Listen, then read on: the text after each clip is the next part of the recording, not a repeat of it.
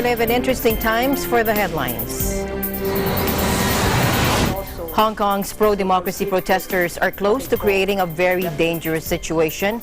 That is according to the city's leader, warning as train travel and international flights in the global financial hub are thrown into chaos.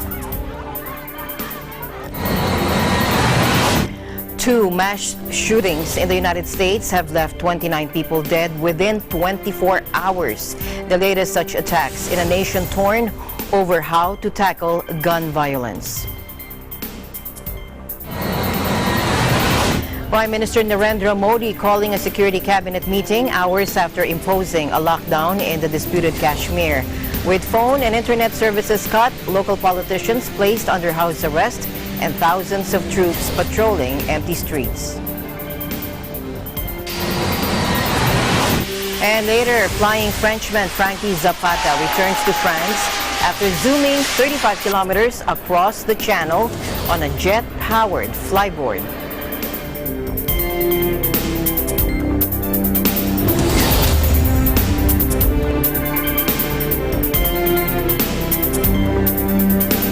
I'm Alma Angeles, wherever you're watching from around the world. Thank you very much for joining us, and now to the news.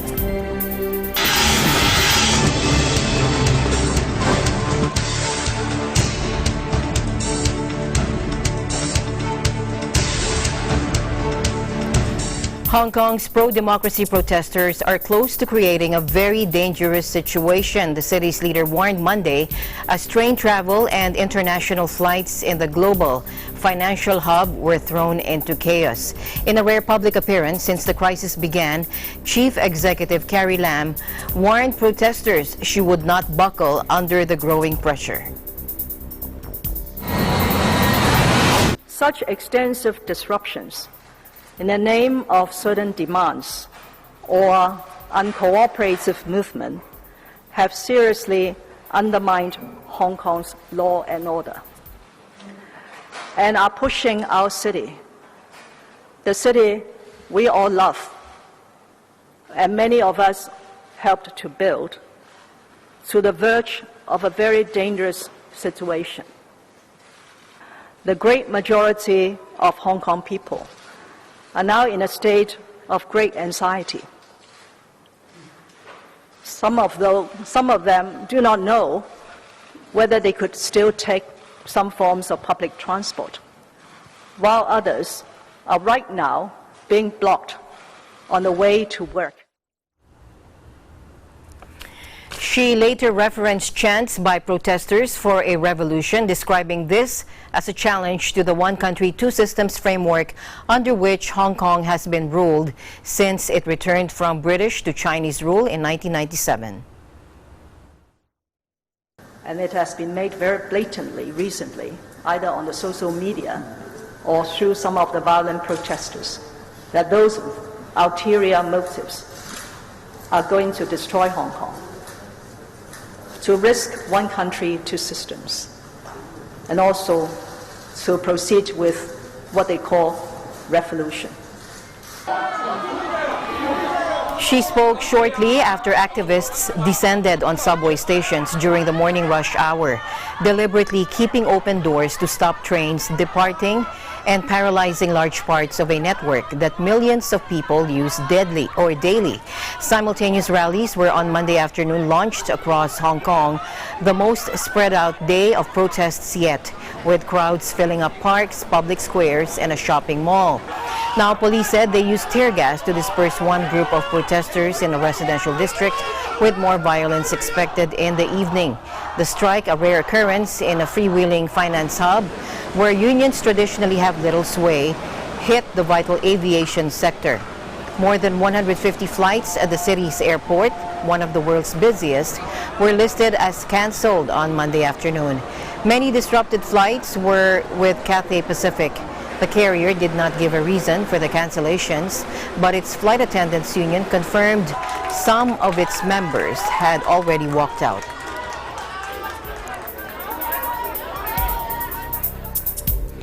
On Monday morning, delays affected the mass transit railway as scuffles broke out between commuters and activists who held open the doors to stop trains leaving. Several MTR lines have now been suspended. Take a look. 現場得我一個啫，得我一個人嘅啫，冇其他人。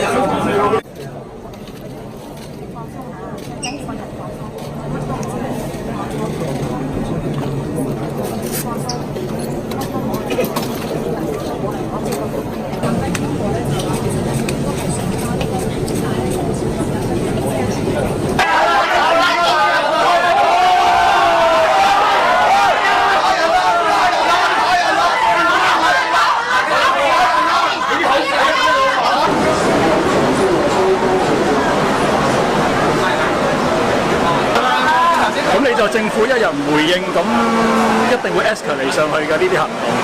咁佢一路龜縮，咁都唔係辦法㗎。咁你個矛頭一定係去翻個政府嗰度。咁我覺得雖然影響我翻工係我個人嘅事啦，但我覺得阻塞雖然影響到大家啦，但係都因為佢哋咁樣做，因為對呢個社會有訴求啦，咁可能希望政府積極回應啦。咁我覺得係即係係啦，即係希望政府快啲回應大訴求。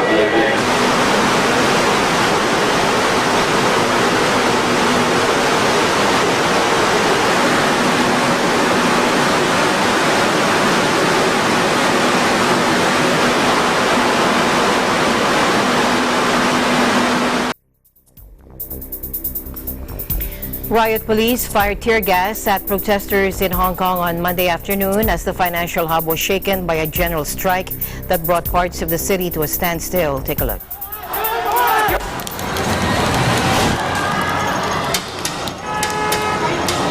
The latest clashes occurred in the working class district of Wong Tai Sin, with police launching multiple volleys of tear gas to clear hundreds of demonstrators from a main road. Clouds of tear gas billowed across the working class district. Protesters pushed to emphasize that they still had broad public support following 2 months of increasingly violent unrest. Hundreds of protesters at Tamar Park in Admiralty, Wong Tai Sin, Tin Shui Wai, and Tai Po were sent fleeing in all directions after police fired rounds of tear gas to disperse them. Now, rallies were also planned in other districts, that is Mong Kok, Sha Tin, Tsui Wan, Tuen Mun, and Hong Kong International Airport. The multiple protests came as travel chaos hit the financial hub, with more than updated now to 230 flights to destinations around Asia canceled on Monday, and air traffic controllers joining a citywide strike. Some flights for Tuesday were also canceled. Train services on most lines were suspended during the morning rush hours as protesters obstructed the doors of trains, preventing them from leaving the platforms. All train services resumed by 12:45 p.m. Hong Kong has been mired in a ballooning political crisis triggered by Chief Executive Carrie Lam's push for a highly unpopular extradition bill that critics said would have allowed the city to send suspects to mainland China, which has an opaque legal system. Months of protests have resulted in falling tourist numbers and slumping hotel occupancy rates, adding pressure to the economy.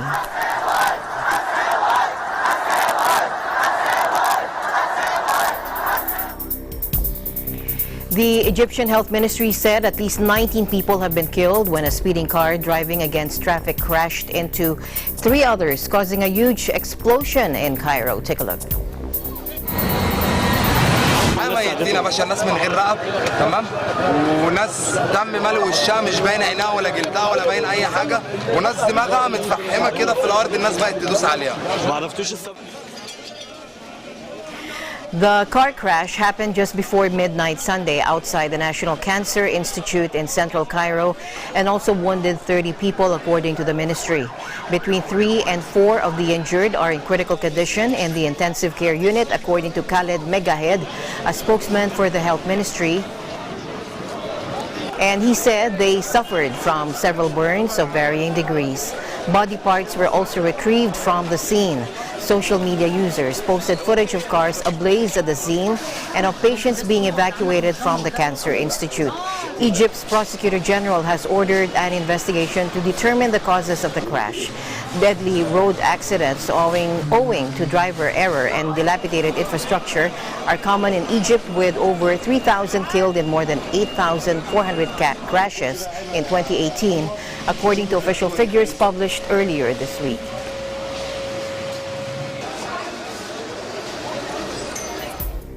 To other news now, the Indian government on Monday revoked Kashmir's special status, stripping the significant autonomy it has enjoyed for 7 decades in a move expected to further inflame tensions in the Muslim-majority region and infuriate rival Pakistan.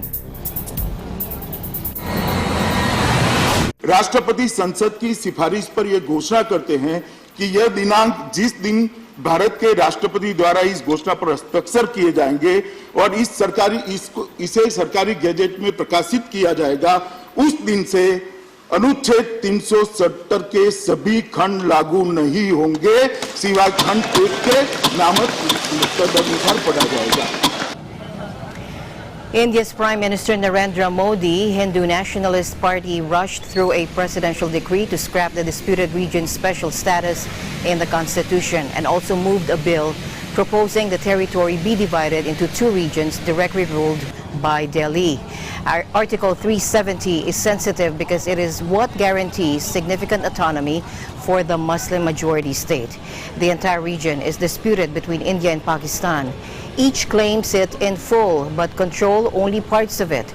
The government imposed a security lockdown and cut all telecommunications in the Indian-administered part of Kashmir in the early hours of Monday after deploying tens of thousands of troops in the past week, claiming there was a terror threat. Kashmir has been divided between India and Pakistan since their independence in 1947. And for 3 decades, the Indian-administered red part of the territory has been in the grip of an insurgency that has left tens of thousands dead. Pakistan has condemned India's decision to revoke the special status of its part of Kashmir as illegal, saying it would exercise all possible options to counter it. Article 370 of the Indian Constitution gives special status to the state of Jammu and Kashmir. It limits the power of the Indian Parliament to impose laws in the state, apart from matters of defense, foreign affairs, and communications.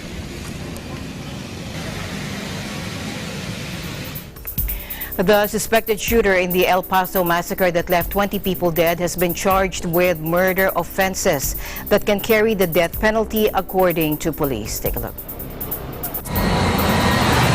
The state charge is capital murder, and so he is eligible for the death penalty. We will seek the death penalty.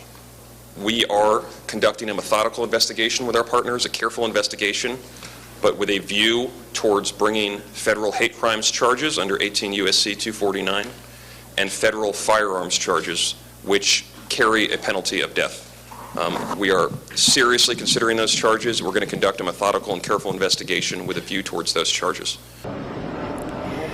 In El Paso, a major city on the border with Mexico, a lone gunman with an assault rifle opened fire on shoppers at a packed Walmart store, killing 20 people and wounding 26 others.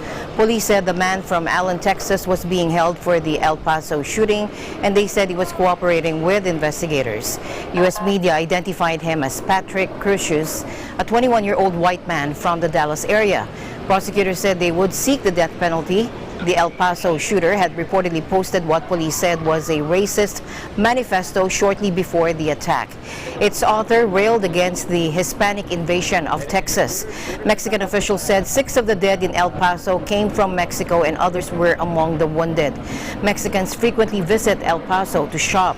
Now, news reports said the victims' ages ranged from 2 to 82 years.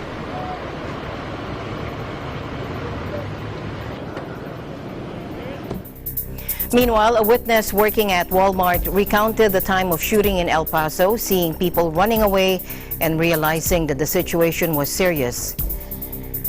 The governor of Texas, Greg Abbott, says while visiting the area. Let's listen in. I hear them closer and louder, and that's when I realize, I'm like, okay, this is like serious. So I see people running right away, and that's when I reacted. I'm like, okay. It's the toughest conversation anybody can even imagine having. Visiting with family members who are clutched with uncertainty about whether or not they lost a loved one. All we could do was to try to instill hope, comfort, and support, and also working toward as quick of information as possible for those who have not yet been informed the status of their family member. This is disgusting, intolerable, it's not Texan, and we are going to aggressively prosecute it both as capital murder but also as a hate crime, which is exactly what it appears to be without having seen all the evidence yet. I don't want to get ahead of the evidence, but we have to be very, very clear that conduct like this, thoughts like this, actions like this, crimes like this are not who or what Texas is and will not be accepted here. Meanwhile, officials said the shooting at the Walmart supermarket in the U.S. state of Texas that left at least 20 people dead is being investigated as domestic terrorism. The 21-year-old white man was arrested at the scene of the attack in the city of El Paso near the U.S.-Mexico border. A still captured from CCTV showed the gunman carrying what appeared to be an AK-47 assault rifle. Let's take a look.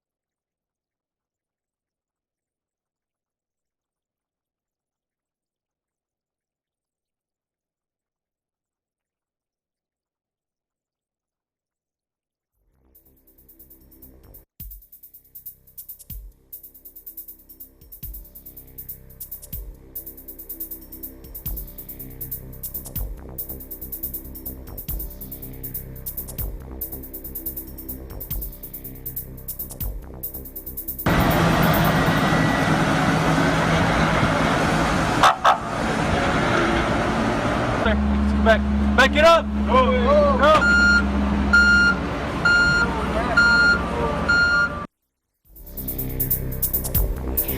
Two mass shootings in the U.S. have left 29 people dead within 24 hours. The latest such attacks in a nation torn over how to tackle gun violence. Now, a gunman armed with an assault rifle killed 20 people Saturday when he opened fire on shoppers at a packed Walmart store in El Paso, Texas.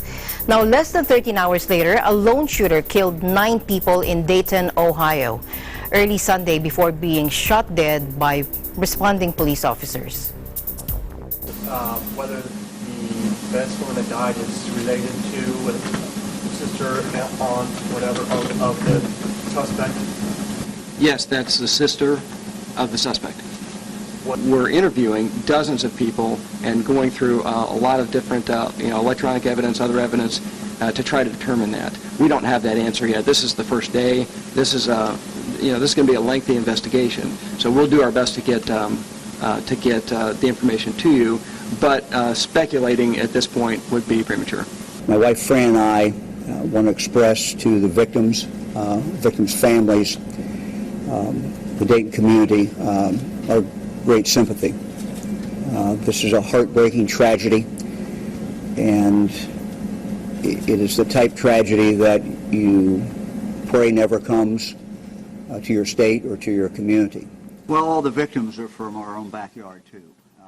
And so, this is...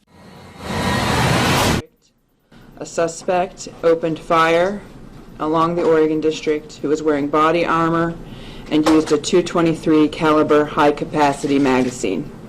He had additional magazines. 26 have been injured and are at area hospitals. 10 fatalities in our community, including the shooter. In less than 1 minute, Dayton first responders neutralized the shooter. Well, this is a terribly sad day for our city. I am amazed by the quick response of Dayton Police that saved literally hundreds of lives. As a mayor, this is a day that we all dread happening, and certainly what's very sad is I've gotten messages from cities across the country is that so many of us have gone through it. Today is the 250th mass shooting in America. It's sad that it's in the city of Dayton. The incident came just hours after the mass shooting at a Walmart store in Texas, which has reignited debate about the U.S. epidemic of gun violence. The lone shooter here, wearing body armor and armed with a long gun, killed 9 people and wounded 27 shortly after midnight in a nightlife district before being shot dead by police, according to officials. They said he could have killed dozens or hundreds if police had not responded quickly. Police identified the shooter as 24-year-old Connor Betts, a white man from nearby Bellbrook, Ohio. His sister was among the victims. Whether the Betts woman that died is related to sister, aunt, whatever, of the suspect? Yes, that's the sister of the suspect. We're interviewing dozens of people and going through a lot of different electronic evidence, other evidence, to try to determine that. We don't have that answer yet. This is the first day. This is this is going to be a lengthy investigation. So we'll do our best to get the information to you, but speculating at this point would be premature. My wife Fran and I want to express to the victims' families, the Dayton community, our great sympathy. This is a heartbreaking tragedy, and it is the type tragedy that you pray never comes to your state or to your community. Well, all the victims are from our own backyard, too. And so, this is just an immense tragedy. No matter where the victims are from, they're victims, and our heart goes out to the families. But this is a Miami Valley tragedy. The motive of the Dayton attack was unclear, though the shooter's weaponry suggested an intention to kill large numbers of people. It was unclear whether he specifically targeted his sister. Dayton police said the 9 victims ranged in age from 22 to 57. 6 were African American. The youngest victim was identified as Megan Betts, the shooter's sister. They denied reports that she had been found dead in a car with her boyfriend.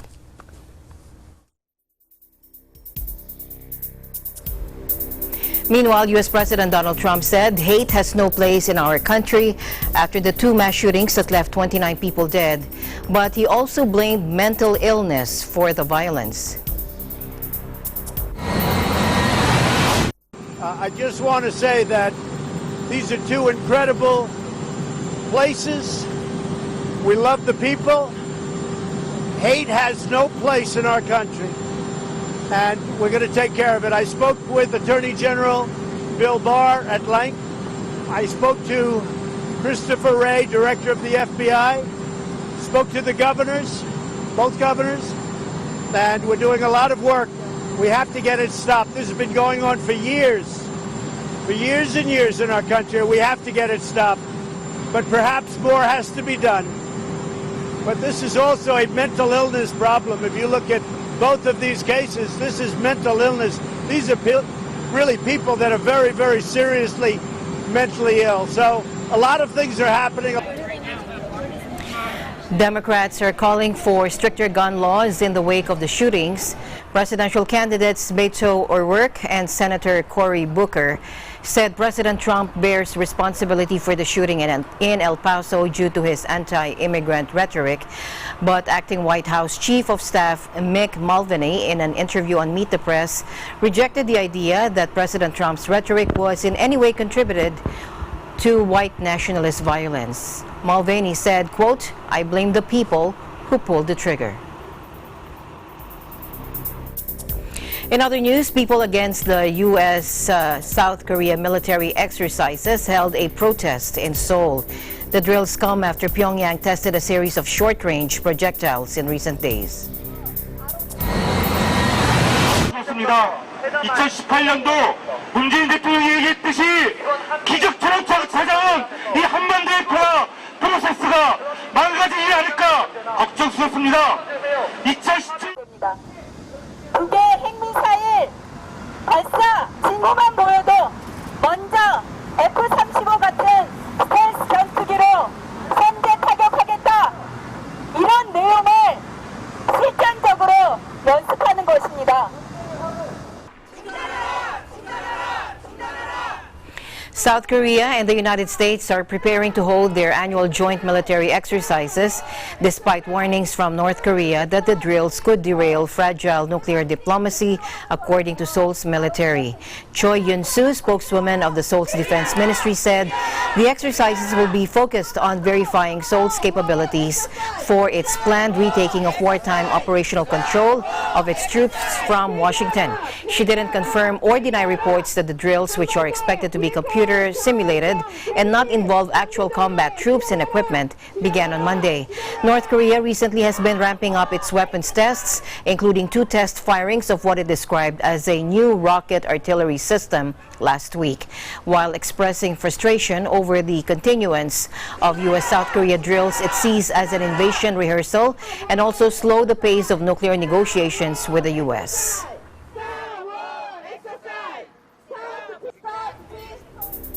And before we go on a break, making this day a family day as the young members of a children's worship service under the Iglesia Ni Cristo in Shizuoka, Japan, showcase their talents as they organize a miniature house of worship service making using various paper, wood, and plastic materials. Ruby Partosa reports. Take a look.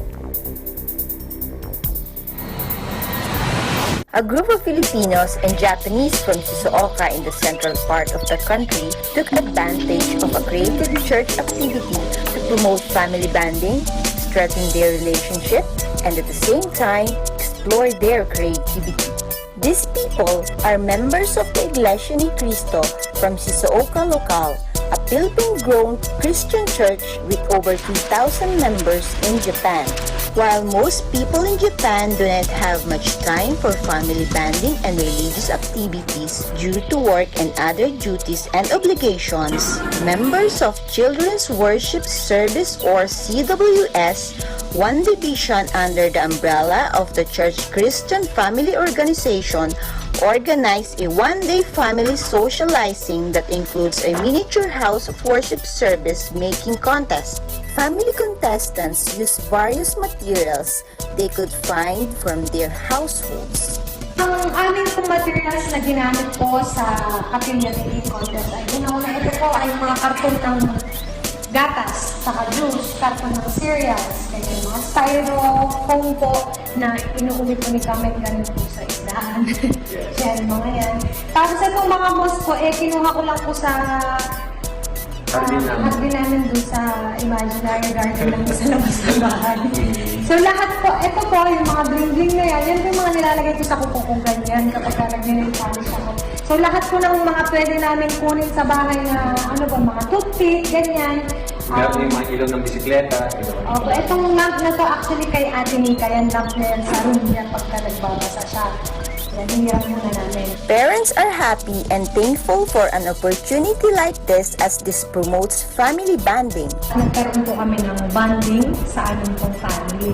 So kahit na busy po ang buhay at pamumuhay po natin dito sa Japan, sa mga pagtatrabaho po, talagang binigyan po namin ng time para mas spend po namin yung time namin sa paggawa nito. Higit po sa lahat, nag-share po kami ng ideas. Halimbawa po yung ilaw, idea ni Kuya Gray, ganyan, dapat ganito gawin natin, dapat yan. Nag-share din kami ng suggestions na sa tingin namin ikagaganda ng project po nito. Sa ating family po, na kahit ganito tayo ka-busy, we should find time. Enjoy po natin yung moment habang mga bata pa sila, ganyan po. Napakahalaga po na bonding po natin sa isa't isa.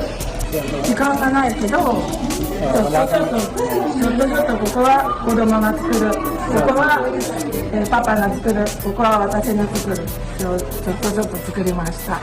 May turo din po namin sa amin po mga anak. Ang kahalagahan po ng kapilya po, ang kahalagahan po ng ating po mga pagsamba ng bahay. Sambahan po ay kailangan po natin alagaan at dapat po talaga natin itong pagandahin po.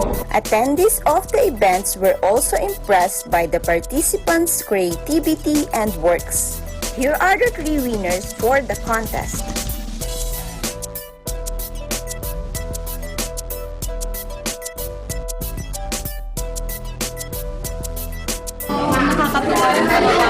Hirap pumili kasi ang Unang judge po sa mga ginawa ng mga kabataang Iglesia ni Cristo. So halos lahat po bigay ng effort. Ang hirap mamili kasi halos lahat po talaga ganyan. So lahat po sila panalo. Pero may isa po talaga kailangan i-number 1 po natin.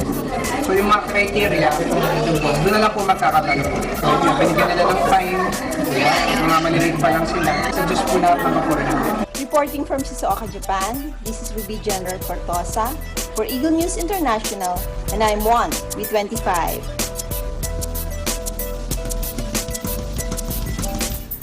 Thank you, Ruby. Eagle News International will be right back. Stay tuned.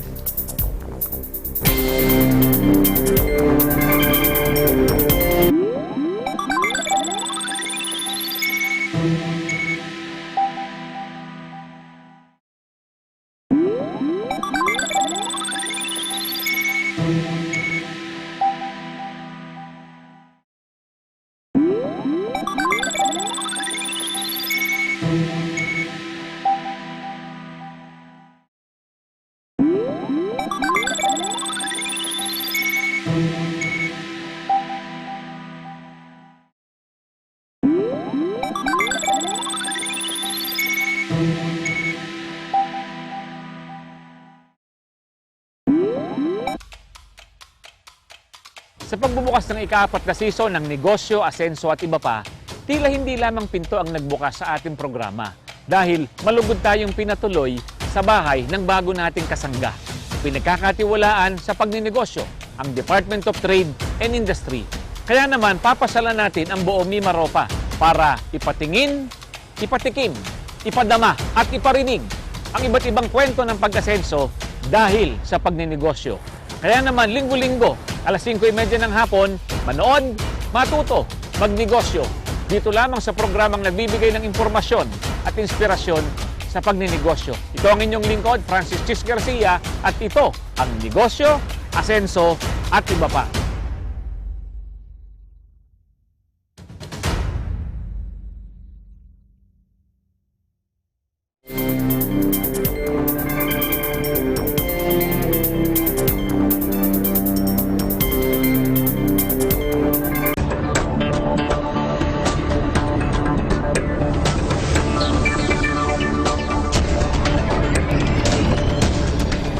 Indonesia posted its slowest rate of quarterly growth in 2 years on Monday as Southeast Asia's biggest economy feels the sting of U.S.-China trade tensions. Growth weakened to 5.05% in the April to June period as exports and investment slipped. That was down from a 5.27% expansion in the same period last year. Indonesia is grappling with weaker prices for key commodities like coal and palm oil as the global economy falters on the back of U.S. President Trump's intensifying trade war with China.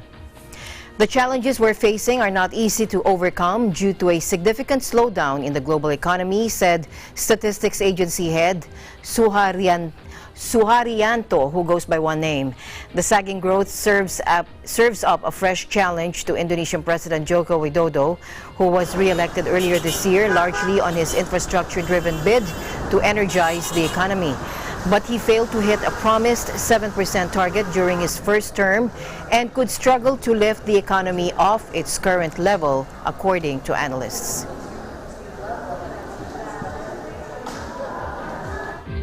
And Japanese automakers saw sales in South Korea slump last month, industry data showed Monday, as President Moon Jae-in thanked his citizens for responding to the intensifying trade dispute with one heart. Now, Japan in early July unveiled tough restrictions on exports crucial to tech titans such as Samsung, following a series of South Korean court rulings ordering Japanese firms to pay for forced labor during World War II. The two neighbors are U.S. allies and face common threats from nuclear-armed North Korea and an increasingly assertive China. But their relationship is strained by bitter rows over Tokyo's 20th century colonization of the peninsula. South Korea and Japan on Friday removed each other from their white lists of trusted trading partners, despite U.S. calls for both to calm tensions. Even before Friday's decision, angry South Koreans had been making their fury known, shunning Japanese brands in favor of local ones for items such as clothing, cosmetics, and even pens. Data on Monday showed that Koreans turned away from Japanese vehicles last month. Honda saw its July sales in the South slump 33.5% year-on-year, while Toyota Motor sales tumbled 32% according to data from the Korea Automobile Importers and Distributors Association, or KAIDA. British bank HSBC, fresh from revealing the exit of its CEO John Flint, announced on Monday that it will axe about 4,000 jobs in a new overhaul. Chief Financial Officer Ewan Stevenson, in a first-half earnings conference call, said, "We've announced a restructuring that involves 2% of our workforce, or 4,000 jobs," stressing the job losses would target more senior ranks. HSBC Holdings PLC also abruptly ousted its chief executive officer after just 18 months, citing an increasingly complex environment. The exit of John Flint, a 51-year-old who started at HSBC as a trainee, highlights tension with Chairman Mark Tucker, known to be a hard-charging executive who was the first outsider to fill the post in the bank's 154-year history. They clashed over style, with Flint focused on issues such as conduct and Tucker taking a more data-driven approach and priorities, as Flint failed to address the slow growth U.S. business, say people familiar with the matter. Tucker was also increasingly at odds with Flint over the CEO's focus on expanding in China, according to the People. HSBC was in an uncomfortable spot over Washington's legal and political tussle with Chinese technology company Huawei, a major client of the bank. U.S. prosecutors drew on HSBC's relationship with Huawei to build its case against an executive at the telecom company, the Financial Times reported last month. Now, Tucker denied any personality clash with Flint or disagreement over job cuts, adding on a media call that there had been absolutely no pressure from China over the CEO's role. In other business news, flag carrier Philippine Airlines announced Monday afternoon it was able to secure regular operations for 3 flights between Hong Kong and Manila later tonight. Now, flights PR310 Manila-Hong Kong, PR311 Hong Kong-Manila, and PR312 Manila-Hong Kong will go as scheduled, according to the carrier. Meanwhile, PAL spokesperson Shelo Villaluna said the carrier is advising passengers to avoid the following protest areas in Hong Kong: the Tamar Park, Admiralty, Sha Tin Town, Hall Plaza, Tuen Mun Park, Discovery Park, Chuen Wan, Wong Tai Tin Square, MacPherson Playground, Mongkok, Quang Phuc Football Park, and Tai Po. Earlier, PAL announced the cancellation of flights PR306, PR307, 318, and 319 due to the slowdown in airport operations brought by the ongoing protests in the Chinese territory. Affected passengers may rebook, refund their tickets, or may be accommodated on available flights scheduled for August 6. Passengers were also told to avoid wearing black or white, as these are the colors of protest.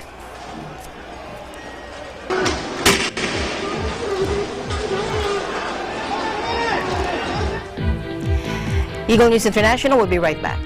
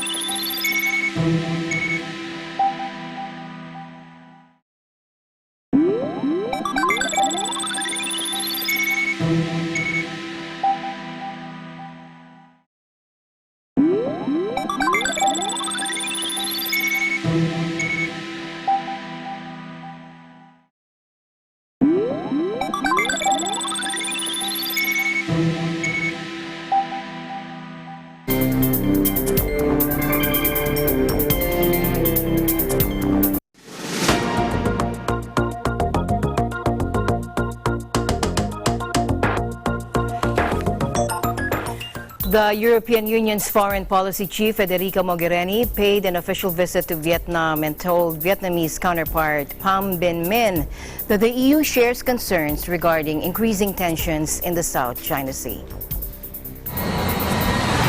The European Union fully shares your positions and your concerns when it comes to the situation and the increasing tensions in the South China Sea. We believe that these tensions, this militarization is definitely not conducive to a peaceful environment. As the European Union, we always stand for freedom of navigation and overflight, which is in the interest of all states. We support transparency in and the rapid conclusion of negotiations for a legally binding code of conduct between China and ASEAN. And you can count on the European Union to always defend not only the need to decrease tensions, but also, and first of all, the need to have full respect for international law. Việc quân sự hóa và các hoạt động đơn phương đã và đang làm gia tăng căng thẳng, làm xói mòn lòng tin và làm suy yếu hòa bình, an ninh và ổn định khu vực.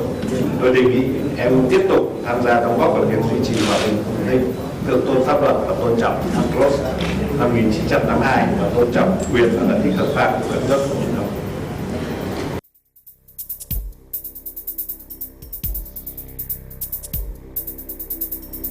Meanwhile, the next meeting between President Duterte and Chinese President Xi Jinping may be an opportunity for the two leaders to clarify the extent and duration of the verbal fishing deal they arrived at back in 2016.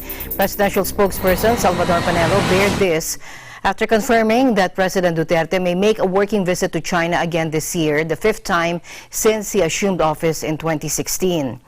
Secretary Panelo also said the president mentioned his plan to revisit China again in one of his many speeches, but did not elaborate whether the chief executive will be going there upon President Xi's invitation. However, Secretary Panelo clarified that he has yet to confirm whether the fishing deal will indeed be among the topics for discussion during their meeting. The secretary also said Presidents Duterte and Xi are expected to discuss issues of conflict, cooperation, and support, including terrorism, fighting illegal drugs, people-to-people exchanges, and financing. All visits of the president, if it's working, then it refers to discussion with the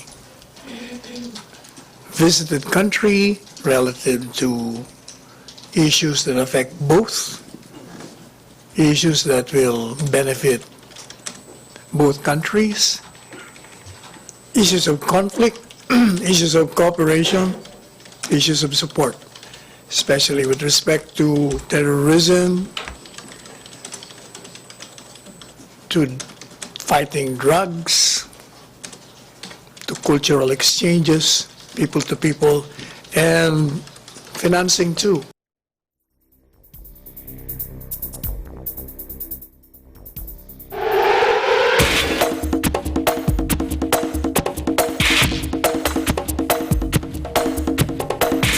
All right, here's Ben Bernaldez for Sports News.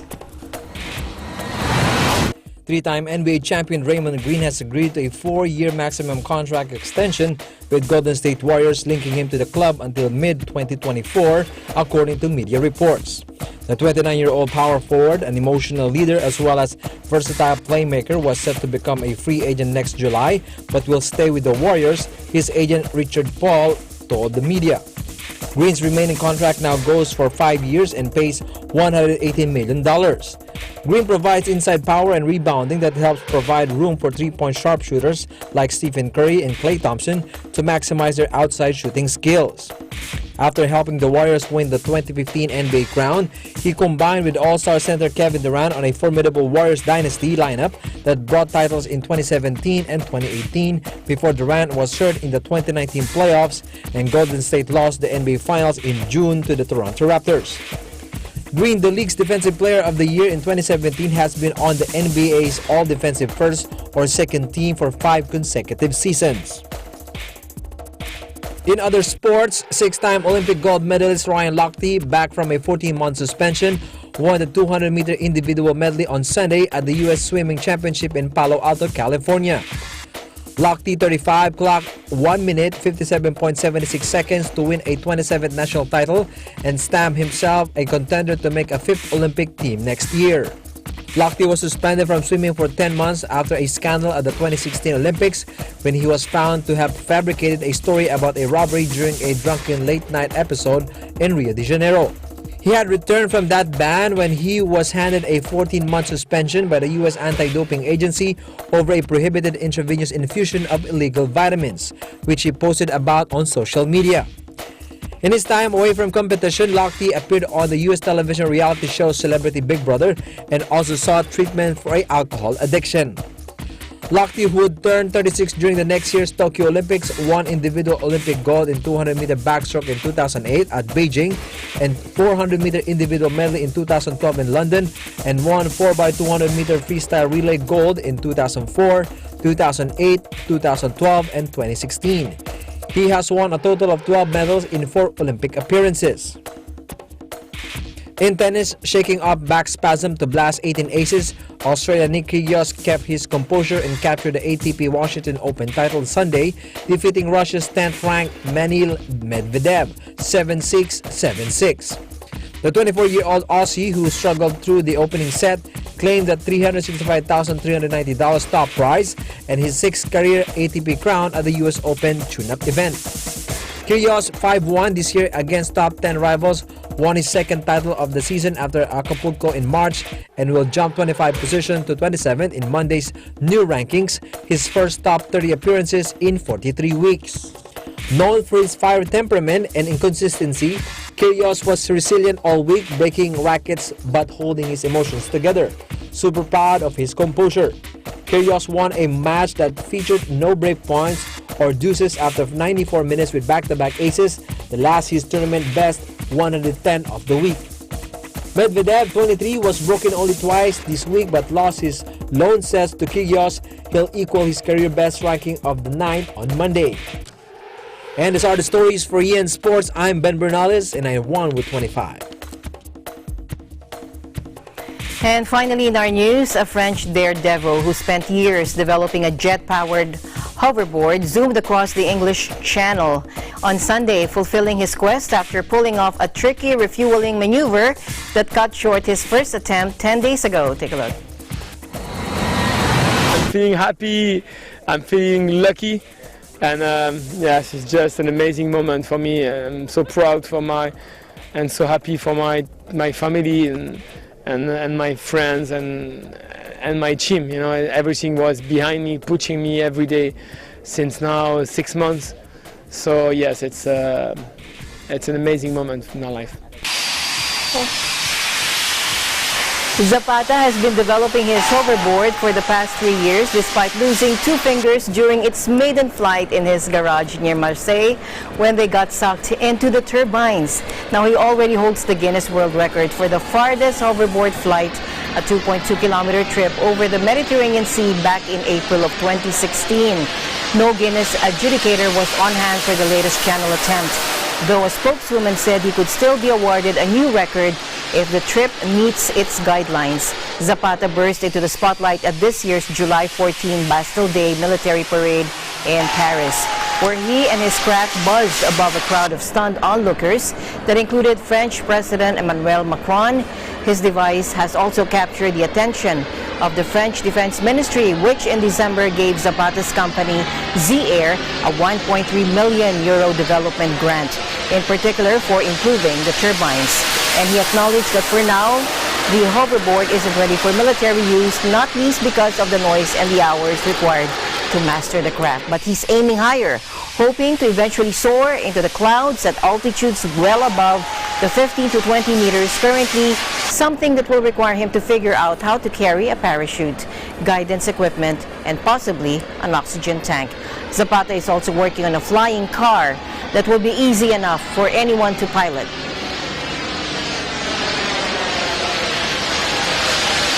All right, and we have one more news. Cinemalaya 2019 has begun last Friday, August 2, during the gala premiere at the Cultural Center of the Philippines. More details from EBC correspondent MJ Racario.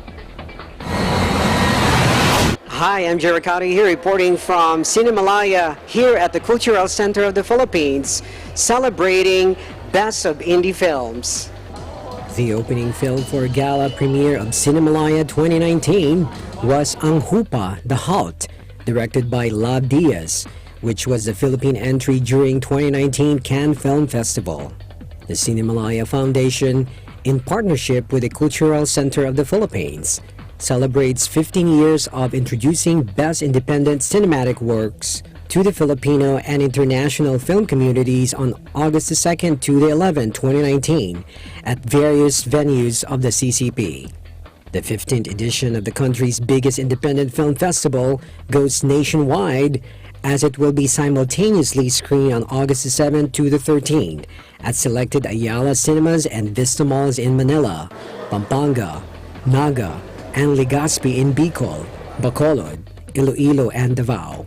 The CCP with Cinemalaya and FDCP came together to come up with this festival, and the idea was to give filmmakers, young filmmakers, emerging filmmakers, the chance to tell their own stories without the pressure of the commercial market.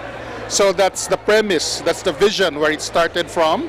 And when we started out, we were only... Hi. And talk about your movie, John Denver Trending. Yes. Well, John Denver Trending is actually inspired from true events.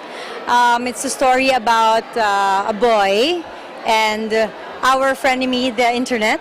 So it's our story actually. It's everyone's story nowadays on how we handle social media and cyberbullying. So it's about that. And actually I'm here to support all the Cinemalaya full-length films, all the filmmakers plus the short filmmakers today, and it's the opening, and I'm so excited because the list is so fabulous. All the films selected for this year's competition are all outstanding. The 10 full-length films in competitions are Ani the Harvest,